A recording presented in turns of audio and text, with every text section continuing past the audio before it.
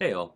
So another glossary video today. For those of you new to this series, the basic idea is to just try and clarify and explain, give examples of mechanics that are fundamental to the game, but may not be fully explained within the game. And today we're going to be talking about how you gain power while playing Contest of Champions. So all of this basically falls under one of two categories: combat power or ability power. These have both been called various things throughout the game's history, but Kabam, I think, recently has done a good job of coalescing everything else down to these two terms. So these are the ones that we're going to be using, and this is what you want to focus on when trying to understand this.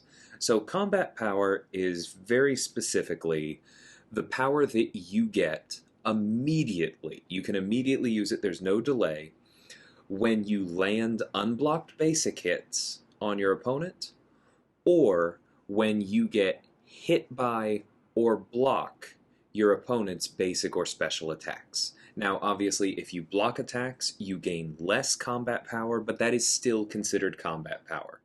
Obviously, you don't gain power from throwing special attacks, right? We covered that in a previous episode. But when you land basic attacks, you do gain power. And then when you get hit by basically anything, blocking or otherwise, you also gain combat power. Ability power is literally everything else. So that's why I'm being so technical in my definition of combat power, because if you understand those three sources, these are the exact ways in which you land and receive hits that grant power, then anything else that affects your power bar is going to be ability power. So for some examples of ability power, we have a fair number of champions at this point who have some kind of combat power replacement. So Purgatory has less combat power on her kit, but every time she lands a hit, every time she is hit, she gets a small little power gain that kind of compensates for that. But that means that as she is going through her basic combos, she is getting both combat power and ability power, and together they are supposed to add up to about what someone else would. Hulkling is similar. Every time he converts his charges into buffs, he gains a burst of power. That is also ability power, and that plus his combat power gets him to where some other champions are. I mentioned Karnak because this one may be a little bit less obvious, because Karnak's signature ability says that when he hits into the opponent's block, he gains a certain amount of what he would normally gain. So if it's basically what he would normally gain, then you might think that that's combat power. Massacre has a similar ability while ignited. But it's actually ability power, because what you're getting is a replacement for combat power you're not actually earning. The sum effect is supposed to be the same, but the source is a little bit different, and that's why I want to go over those. There are also, of course, champions like Havoc or Mangog who just gain power over time. We also have one of the most obvious sources, which is when you see this pink icon for power gain, power flood. Again, it's had a number of names throughout the history of the game, but if there is a pink icon and that power bar is filling up, that's ability power. Mystic Dispersion, the mastery that grants a burst of power when a buff is nullified or expires off the opponent, also ability power, but a prevalent enough one I felt like mentioning it separately. And then just basically any other node or ability that says anything about power being gained that isn't just modifying combat power. Like, you are going to run into some nodes that specifically target combat power, but just about anything else that affects your power bar positively, or your opponent's power bar positively, is going to be ability power. So the reason that you need to make a distinction between these sources and understand which one is which is that different effects are going to modify them differently. So here we have a table that I really think it's important to understand fully. We're looking at combat power, ability power, and then both, or all sources of power in the last column. And then our rows are effects that increase or reduce them, and this is going to be additive for the most part. We'll come back to what that means in a second.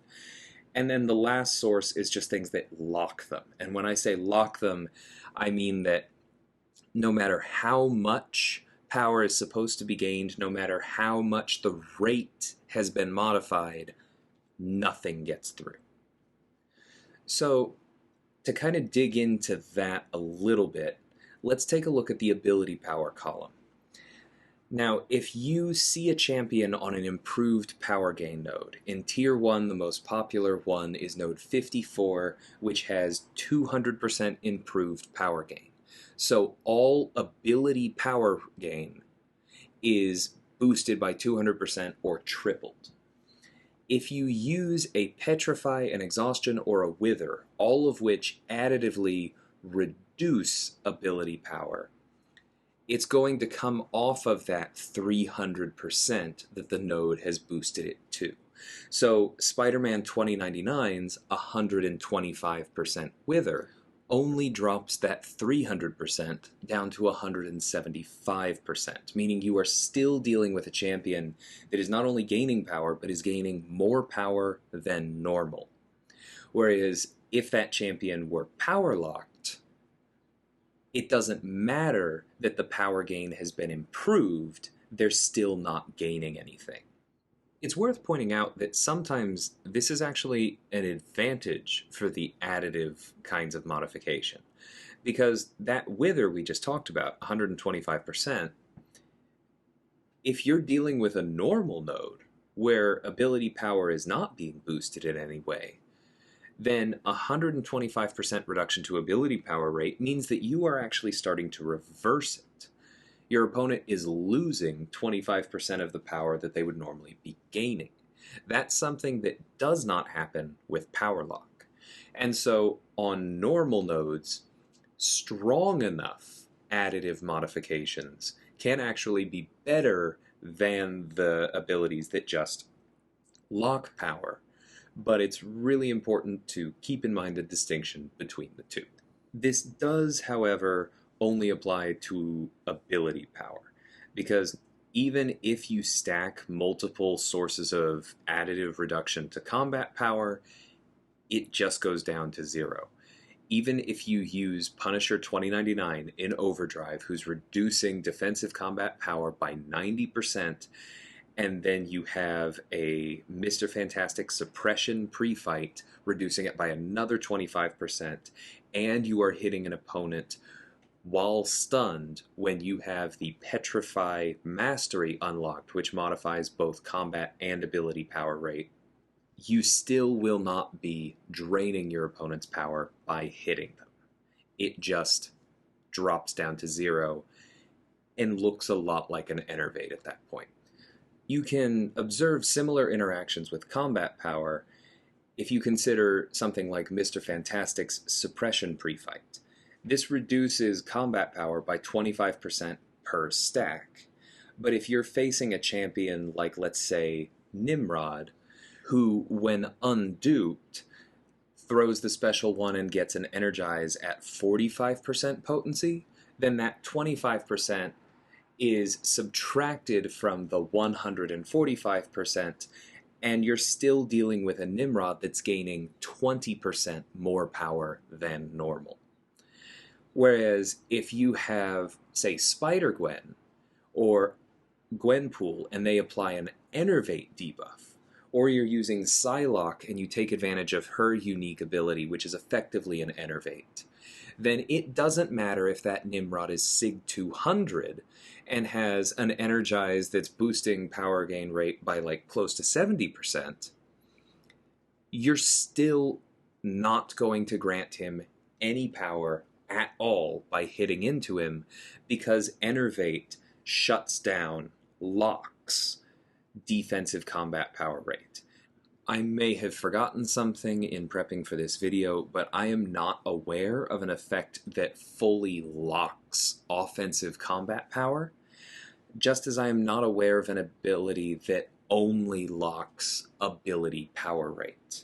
We have Power Lock, which shuts off everything, and we have Enervate, or Psylocke's version of it, which shuts down defensive power, specifically defensive combat power, but we don't have an equivalent for ability power rate.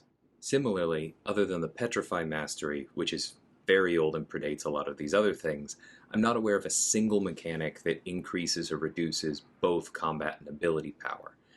Other than that one instance, everything I can think of only affects one or the other. Now, I've listed a few here. There are definitely more out there. Increasing ability power rate is a fairly rare effect.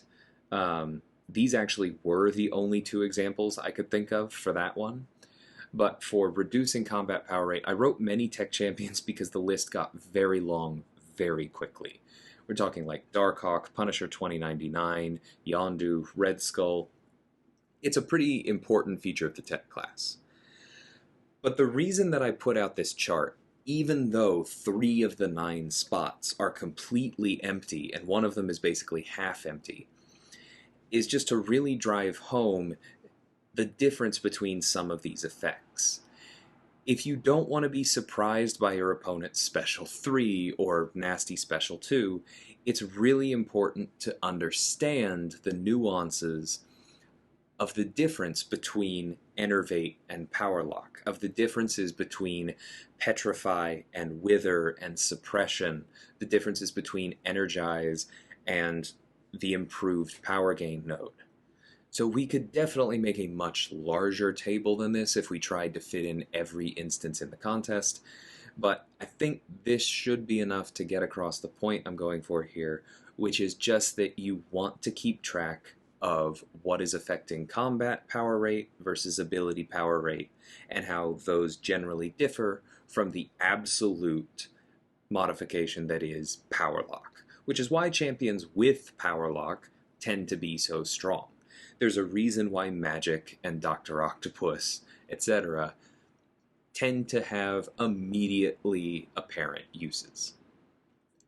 So I think that pretty much covers it, but for this last slide, I just want to talk real quick about some clue words when you're reading older nodes or abilities, because like I said, this is something where the terminology has kind of evolved with the game over time.